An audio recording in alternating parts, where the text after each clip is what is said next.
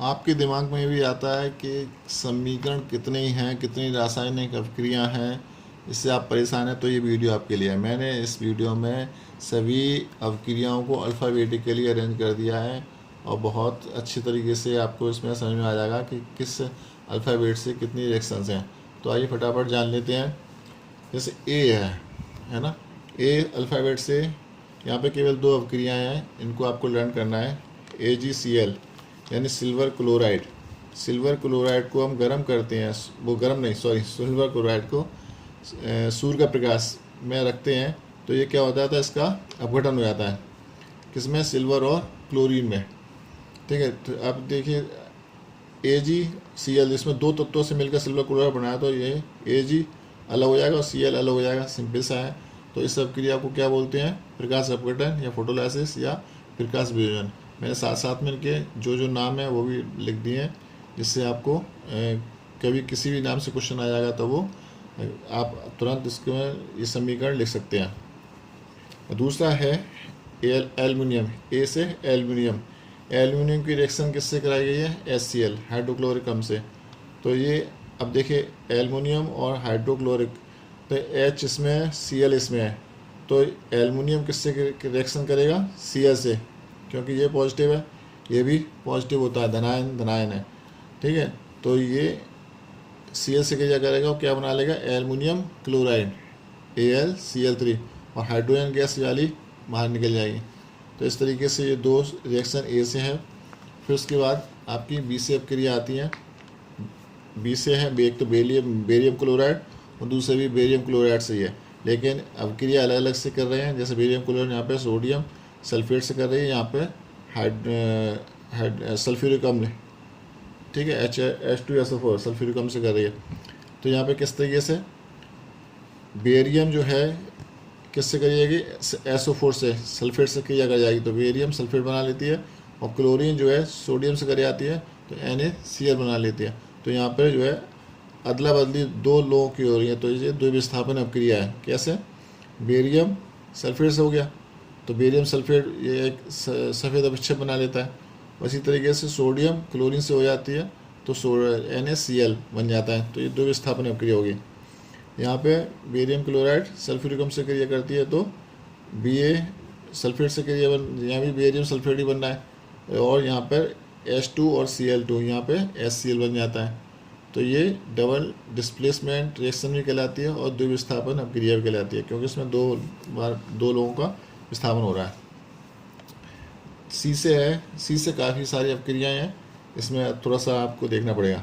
सी से पहली अभिक्रिया है कैल्शियम ऑक्साइड की। कैल्शियम ऑक्साइड, इसको बिना बोझा चूना भी बोलते हैं। ये जब जल से क्रिया करता है तो कैल्शियम हाइड्रोक्साइड जल से क्रिया करता है तो उसमें जल मिल जाता है, और जल मिल जाता है किसी भी चीज़ में तो बुझ जाती है, एक तरह से आग बुझ जाती है ना, किसी में जल मिला देते हैं तो आग बुझ जाती है।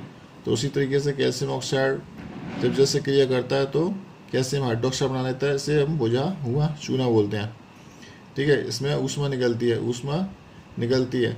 तो ये कैसी अभिक्रिया है? योगात्मक अभिक्रिया है। ये दोनों योग कर रहे हैं, मिल रहे हैं, तो ये कैसी अभिक्रिया? योगात्मक अभिक्रिया। इसको हम क्या कहते हैं? एडिशनल रिएक्शन भी कहते हैं इंग्लिश में। ठीक है, और यहाँ पे कैल्शियम ऑक्साइड को बिना बुझा चूना बोलते हैं, क्योंकि इसमें पानी नहीं है। यहाँ पे OH दिखाई दे रहा है तो इसमें पानी डल गया तो ये बुझ गया, बुझा हुआ चूना। अब यहाँ पे CaOH2, OH लगाओ तो इसका मतलब ये बुझा हुआ चूना है, CaOH2। कार्बन डाइऑक्साइड से क्रिया करेगा तो क्या होगा? CaCO3 CaCO3 कैल्शियम कार्बोनेट, या इसको चूना पत्थर भी बोलते हैं। ठीक है, तो कैसे? अब ये Ca जो है किससे क्रिया करेगी? इससे क्रिया करेगा, कार्बन डाइऑक्साइड। Ca और CO2 मिलके क्या कैल्शियम कार्बोनेट बना लेते हैं, और यहाँ पे OH जो है ये जल बना के अलग हो जाता है। इसी तरीके से कैल्शियम कार्बोनेट, यदि हम इसको गर्म कर देते हैं, तो ये टूट जाता है।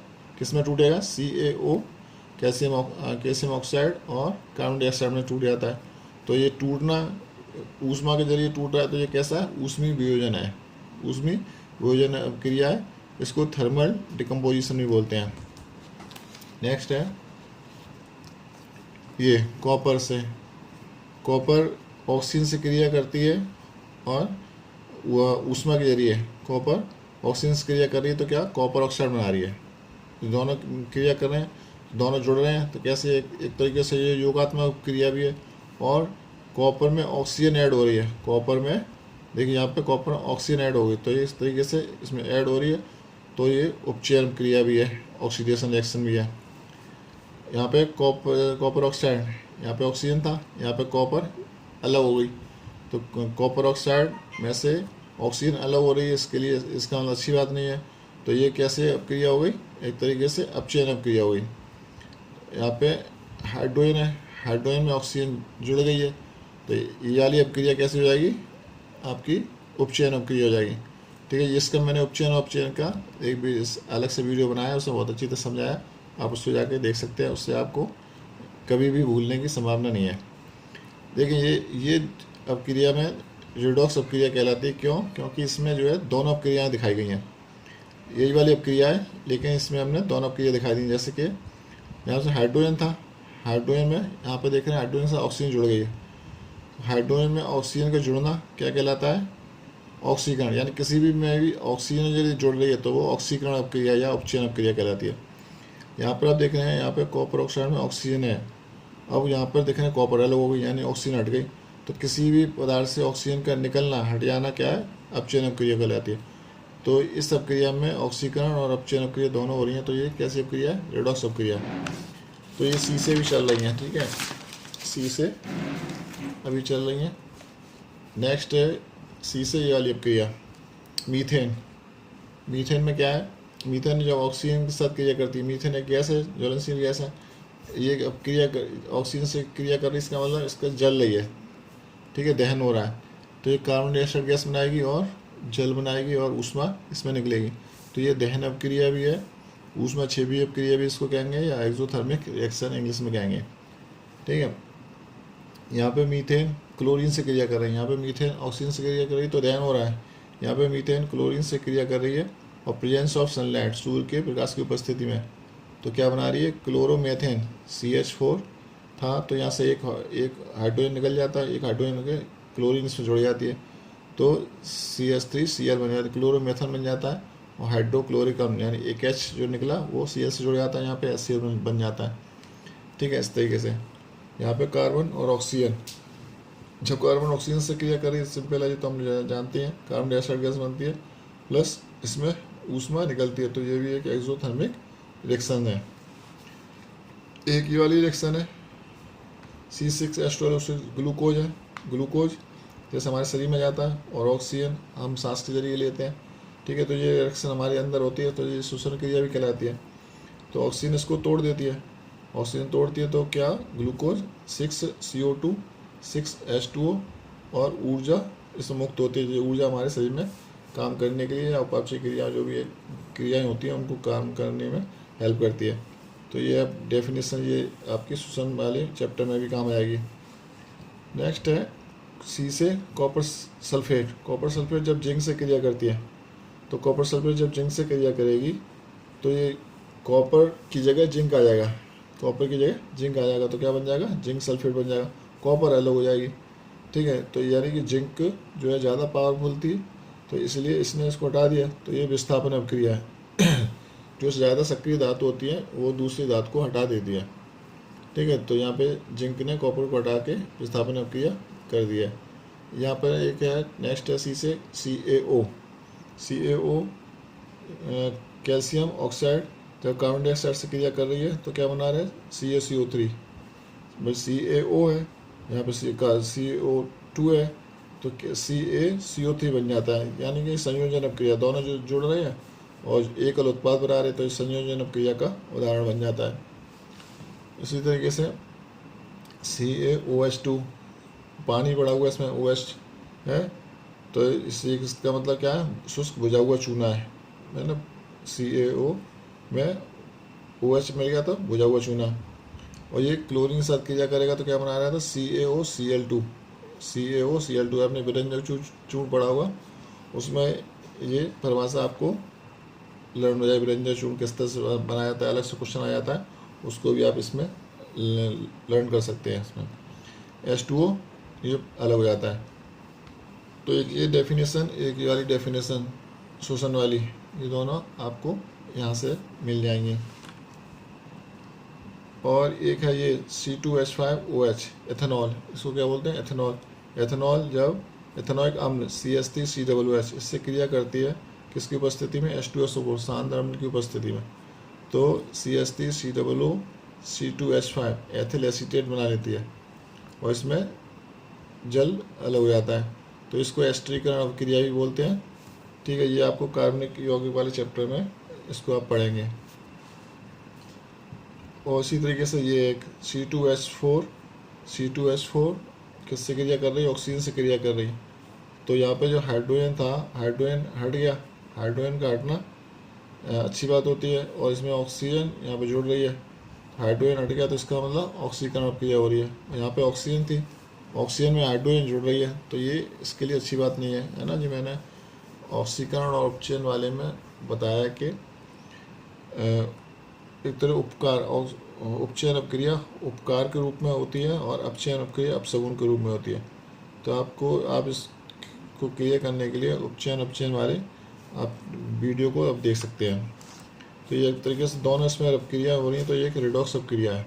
ठीक है, क्योंकि इसमें कार्बन डाइऑक्साइड निकल रही है, जल बन रहा है, ऊष्मा प्रकाश, ये सब चीज़ें हो रही हैं, तो ये भी इम्पोर्टेंट है।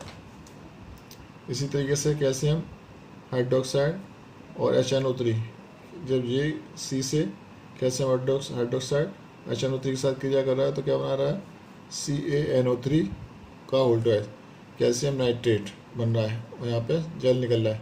तो कैसे बना है, Ca इधर था, NO3 से क्रिया करेगा और यहाँ पे H और ये H OH ये मिल के जल बन जाएंगे। तो कैल्शियम ने NO3 के साथ क्रिया की, कैल्शियम नाइट्रेट बना लिया।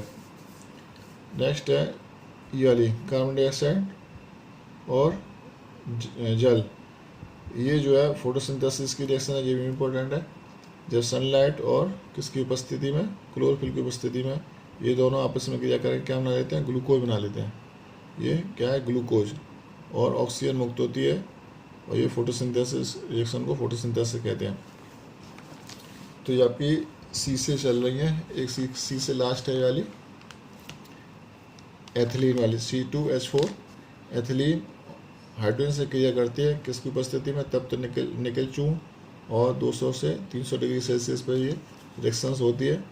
तो इसमें क्या होता है, ये हाइड्रोजन जो होती है वो इससे जुड़ जाती है, यानी H4 थे 2 और H हो गए, तो यहाँ पे क्या बन गया, एथेन बन गया। तो एथिलीन हाइड्रोजन से क्रिया करके क्या बना लेती है, एथेन बना लेती है। ठीक है, अब H के बाद, वो C के बाद डायरेक्ट F आ जाता है। F से देखिए, F से ये इतनी सी रिएक्शंस हैं, इतनी। ठीक है, तो इसको देख लीजिए, F में क्या है, F ही आता है, तो आयरन आता है। देखो सभी F ही से आयरन से ही है, रिलेटेड है। ठीक है, तो F से जो तत्व बनता है आयरन है। तो आयरन जब कॉपर सल्फेट से क्रिया करता है तो क्या बनाता है ये Fe सल्फेट, फेरस सल्फेट, और ये कॉपर अलग हो जाएगा। कैसे, FeSO4 से क्रिया कर जाएगा और कॉपर ये हट जाएगा, तो Fe इधर आ जाएगा और कॉपर अलग हो गया, तो ये विस्थापन क्रिया हो गई। Fe2O3 ये क्या है, फेरिक ऑक्साइड है, फेरिक ऑक्साइड, ये एल्युमिनियम से क्रिया करेगा तो यह Al2O3 बना लेगा और इसमें Fe अलग हो जाएगा। तो यानी ये जो एल्युमिनियम है वो कहाँ पर आ जाएगा, यहाँ पर आ जाएगा Fe की जगह, और Fe को यहाँ पर निकाल देगा। तो ये भी एक तरीके से विस्थापन अपक्रिया है। इस तरीके से FeSO4 फेरस सल्फेट को जब गर्म करते हैं, फेरस सल्फेट को जब गर्म करते हैं तो गर्म करने कोई चीज़ें टूट जाती हैं। तो Fe2O3 ये फेरस सल्फेट है, Fe2O3 फेरिक ऑक्साइड, और ये सल्फर मैंने सल्फेट ज़्यादा लिख दिया है यहाँ पे, SO2 सल्फर डाइऑक्साइड और SO3 सल्फर ट्राईऑक्साइड। ठीक है, तो ये तीन चीज़ें वह टूटता है। इसी तरीके से ये Fe जल के साथ क्रिया कर रही है तो क्या बनना है, Fe3O4 और मैं थोड़ा सा आप देख लीजिए, ये जो है लोहे का अयस्क होता है, इसको मैग्नेटाइट बोलते हैं। इसके कई नाम हैं, एक तो कहीं कहीं जिसको लिखा रहता है आयरन ऑक्साइड, आयरन ब्रैकेट में सेकंड थर्ड लिखा रहेगा, फिर ऑक्साइड, और इसको फेरिक ऑक्साइड भी बोलते हैं। ये इसको रस्टिंग ऑफ आयरन भी बोलते हैं। ठीक है, तो इसके जो आयरन है जल के साथ क्रिया करता है तो ये आयरन ऑक्साइड बनाता है। ठीक है, और यहाँ पे आप देख लीजिए, यहाँ पे जल के साथ हो रही है, यहाँ पे ऑक्सीजन के साथ हो रही है। यहाँ पे Fe ऑक्सीजन के साथ क्रिया कर रहा है तो फेरिक ऑक्साइड बना रहा है। इसको हेमेटाइट, ये हेमेटाइट बोलते हैं। ठीक है, Fe2O3 हेमेटाइट है, इसको फेरिक ऑक्साइड बोलते हैं, और रेड आयरन ऑक्साइड भी बोलते हैं। ठीक, और इसको आयरन, इसमें केवल 3 लगे हुए हैं, यानी थर्ड ऑक्साइड बोलते हैं। ठीक है, तो इन दोनों को आप अच्छी तरह से एक अलग कॉपी में लिख के लर्न कर लें कि इसके अलग अलग क्या नाम है, इसके अलग अलग क्या नाम है। लेकिन जब दोनों यानी ऑक्सीजन और जल, ऑक्सीजन और जल के साथ यदि लोहा क्रिया करता है तो क्या बना लेता है, जंग बन जाती है। ठीक है, Fe2O3 और डॉट मल्टीप्लाई H2O, इसको क्या है कि जंग का ये फॉर्मूला है। तो ये Fe से रिलेटेड जो समीकरण थे, F से रिलेटेड समीकरण इतने हैं। अब आता है H। H से क्या है, एक तो जल आता है H2O, एक Hg पारे से रिलेटेड है, हाइड्रोजन सल्फाइड है, H2SO4 है। इनकी अपक्रियाएँ हैं, और यहाँ पे भी कुछ 2-3 अपक्रियाएँ इधर हैं। तो पहले इनको देख लेते हैं। यहाँ पे देखो जल है, जल में विद्युत धारा प्रवाहित की जाती है तो ये अपग्रेडित होकर क्या हाइड्रोजन ऑक्सीजन को अलग अलग टूट जाता है। तो ये तो ये वाली अपक्रिया है, विद्युत धारा से तोड़ना। दूसरा है HgO, mercuric oxide. Mercuric oxide को यदि ये गर्म करें तो ये क्या मरकरी और ऑक्सीजन में टूट जाएगा। ठीक है, मरकरी और ऑक्सीजन में टूट जाएगा। और हाइड्रोजन सल्फाइड को यदि सल्फर डाइऑक्साइड से क्रिया करती है तो हाइड्रोजन सल्फाइड कैसी है, रंगीन गैस है, और ये इसमें गंध आती है सड़े अंडे की तरह। ठीक है, हाइड्रोजन सल्फाइड, तो ये सल्फर डाइऑक्साइड एक जहरीली गैस है, इसके साथ क्रिया करती है तो सल्फ़र ये अलग हो जाएगा, सल्फ़र अलग हो जाता है और जल बनाता है। ठीक, इसी तरीके से H2SO4, ये तनु सल्फ्यूरिक अम्ल H2SO4 कॉपर ऑक्साइड के साथ क्रिया करेगा है। कॉपर ऑक्साइड के साथ क्रिया करता है, कॉपर इस सल्फेट से क्रिया करेगी तो कॉपर सल्फेट बना लेगी, और ये H और ये O ये मिलकर H2O बन जाता है। ठीक, इस तरीके से।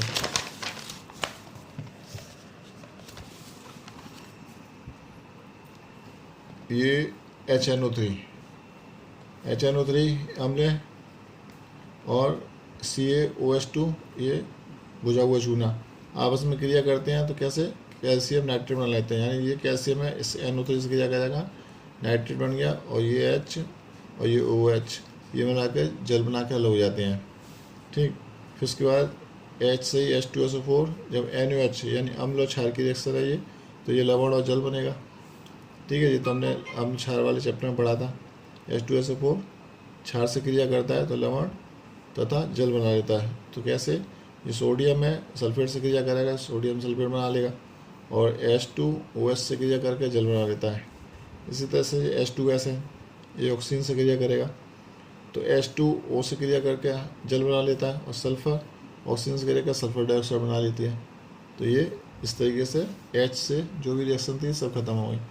I से केवल सिंगल रिएक्शन है, आयोडीन जब हाइड्रोजन सल्फाइड से क्रिया करती है तो आयोडीन हाइड्रोजन से क्रिया करके आयोडाइड बना लेती है और सल्फर अलग हो जाता है। ठीक, फिर उसके बाद पोटेशियम, वो K से एक पोटेशियम क्लोरेट वाली रिएक्शन है। पोटेशियम क्लोरेट को गर्म करेंगे तो पोटेशियम क्लोराइड और ऑक्सीजन अलग हो जाएगी, टूट जाती है। तो ये ऊष्मी वियोजन अपक्रिया जाती है, ऊष्मा कारण इनका वियोजन हो रहा है तो ऊष्मी वियोजन अपक्रिया हो गई। इसी तरीके से M से है, ये वाली 4 रिएक्शन है। M से मैग्नीशियम एक मैग्नीज से, तो मैग्नीशियम जब ऑक्सीजन से क्रिया करे तो magnesium oxide, magnesium HCl hydrochloric अम्ल से रिएक्शन कर रही है तो मैग्नीशियम क्लोराइड बना लेते हैं, यानी MgCl से क्रिया करेगा, हाइड्रोजन अलग हो जाएगी। यहाँ पे मैग्नीशियम क्लोराइड और सिल्वर नाइट्रेट ये आपस में क्रिया कर रहे हैं तो क्या बना रहे हैं, मैग्नीशियम नाइट्रेट से क्रिया करेगा और सिल्वर क्लोरीन से क्रिया करेगा, तो Mg नाइट्रेट और सिल्वर क्लोराइड, इस तरीके से AgCl ये बन जाती है। नेक्स्ट है मैंगनीज ऑक्साइड, और किससे क्रिया कर रही है, हाइड्रोक्लोरिक अम्ल HCl से क्रिया कर रहा है। तो मैंगनीज ऑक्साइड क्रिया करेगा तो Mn किससे क्रिया करेगा, Cl से। H करेगी O2 से, दो H2 अलग हो गया, Cl2 अलग हो गई और मैंगनीज क्लोराइड बन गया ये। तो इस तरीके से ये आपकी M से ख़त्म हो जाती है।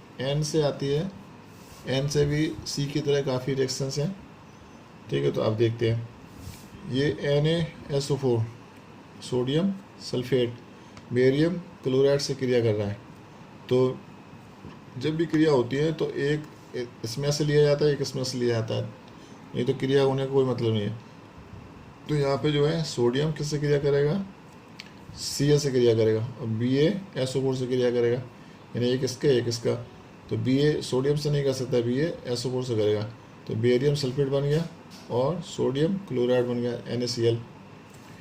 इसी तरह से NaCl AgNO3 जब क्रिया करेंगे तो एक इसका एक इसका। Na किससे, NO3 से क्रिया करेगा, सोडियम नाइट्रेट और सिल्वर क्लोरीन से क्रिया करेगा AgCl। इसी तरह से अमोनियम क्लोराइड जब गर्म करते हैं तो अमोनिया और हाइड्रोक्लोरिक अम्ल में टूट जाता है, हाइड्रोक्लोरिक अम्ल में, और ये वापस जुड़ के ये अमोनियम क्लोराइड फिर से बना लेता है। तो इस तरीके से ये उत्क्रमणीय अपक्रिया है। और यहाँ पे सोडियम ऑक्सीजन से क्रिया कर रहा है तो क्या बना रहा है, सोडियम ऑक्साइड बना रहा है Na2O। सोडियम ऑक्सीजन क्रिया करके क्या बनाएगा, सोडियम ऑक्साइड, ठीक। और नेक्स्ट है यहाँ पे नाइट्रोजन ऑक्सीजन से क्रिया कर रही है, क्या बन रही है, नाइट्रिक ऑक्साइड। और इसमें ये इतनी ऊष्मा जो है यूज हो रही है, तो 45 कैलोरी ऊष्मा इसमें यूज हो रही है। फिर आता है NaOH, सोडियम, ये क्षार है, क्षार NaOH इससे एसीटिक अम्ल से क्रिया करेगा तो क्या बना लेता है, सोडियम एसीटेट।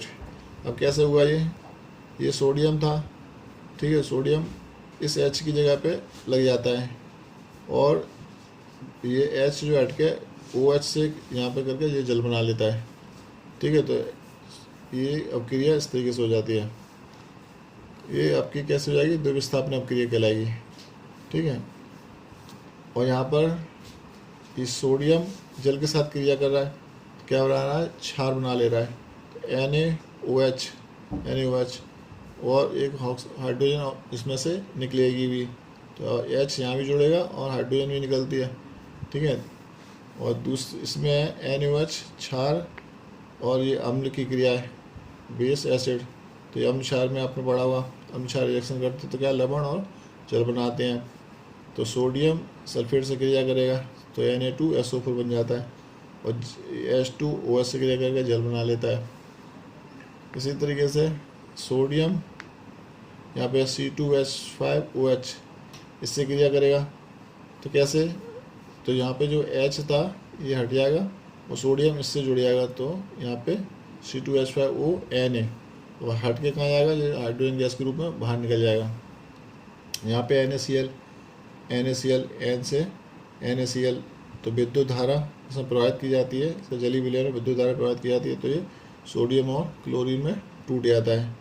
तो Na की मतलब N से जो है इतनी सारी आपकी थी। अब आता है P से है लेड ऑक्साइड, लेड टेट्राऑक्साइड और लेड नाइट्रेट, ये 3 रिएक्शंस हैं। तो लेड ऑक्साइड जब कार्बन से क्रिया करती है तो लेड अलग हो जाएगा और कार्बन और ऑक्सीजन मिलकर कार्बन डाइऑक्साइड गैस बना लेते हैं, ठीक है। इसी तरीके से PbO3O4 हाइड्रोक्लोरिक अम्ल से रिएक्शन करेंगे तो इसमें जो Pb जो था वो क्लोरीन के साथ क्रिया करके PbCl2 बना लेगा, ठीक है, PbCl2। और बची क्या, यहाँ पे क्लोरीन अलग हो जाएगी और हाइड्रोजन और ऑक्सीजन मिलकर जल बना लेंगे, ठीक है। तो ये आप लोग प्रैक्टिस करेंगे तो इस तरह से आपको क्लियर होता चलेगा कि कौन कौन सी चीज़ें कैसे मिलती है और कौन कौन से यौगिक बना लेते हैं। PbNO3 lead nitrate. अब ये लेड नाइट्रेट है, वो जब गर्म कर रहे हैं तो ये टूटेगा, टूटेगा तो पीवी लेड ऑक्साइड में टूटेगा और नाइट्रोजन ऑक्साइड में टूटेगा और ऑक्सीजन में टूटेगा। ये 3 भागों में टूट जाता है, 3 पार्ट्स में। अब ये तो हो गया पी से। अब बाकी है सल्फ़र एस से। सल्फ़र में मतलब एस से सल्फ़र डाइऑक्साइड और सल्फ़र, ये 2 रिएक्शन है। तो सल्फ़र डाइऑक्साइड जब जल से क्रिया करती है और क्लोरीन से क्रिया करती हैं, ये तीनों मिलकर क्या बना लेते हैं, HCl हाइड्रोक्लोरिक अम्ल और H2SO4 ये भी अम्ल, तो 2 अम्ल बनाती है ये वाली रिएक्शन। तो इसमें हमने यहाँ पे लिख रखा है सल्फ़र डाइऑक्साइड जल की उपस्थिति में हैलोजेंस क्लोरीन ब्रोमीन आयोडीन, ये हैलोजेंस कहलाती हैं, इनका अपचयन करके अम्ल बना देती हैं। ठीक है, तो अम्ल बनाने के लिए इस गैस का यूज़ किया जाता है। और यहाँ पर है सल्फ़र जब ऑक्सीजन से क्रिया करती है तो सल्फ़र डाइऑक्साइड बना लेती है, तो सल्फ़र और ऑक्सीजन की क्रिया आपकी एस से आ जाती है। तो एस से ये 2 रिएक्शन है। जेड से केवल एक रिएक्शन है जिंक। जिंक जब H2SO4 जिंक H2SO4 से क्रिया करती है तो जिंक जो है सल्फेट से यहाँ पे जुड़ जाएगी, तो जिंक सल्फेट बना लेगी और H2 जो है अलग हो जाएगी, ये अलग हो जाएगी। तो इस तरीके से विस्थापन क्रिया भी है। तो ये A to Z मैंने अल्फ़ाबेटिकली सारी क्रिया मैंने आपको बता दी है। ठीक है, आप इनको नोट कर लीजिए कॉपी पे और अल्फ़ाबेटिकली आप लर्न कर सकते हैं और समझ सकते हैं किस किस अल्फ़ाबेट से कौन कौन से यौगिक है, उनकी कैसे कैसे अपक्रिया है। ठीक है, यदि ये वीडियो आपको पसंद आया है तो इस चैनल को लाइक और सब्सक्राइब कर लीजिए और थोड़ा कमेंट्स में बता दीजिए कि आपको वास्तव में अच्छा लगा है कि नहीं लगा है, ये तरीका आपको अल्फ़ाबेटिकल वाला अच्छा लगा है। तो प्रज्ञान सी टॉप को आप लाइक और सब्सक्राइब करें। Thank you.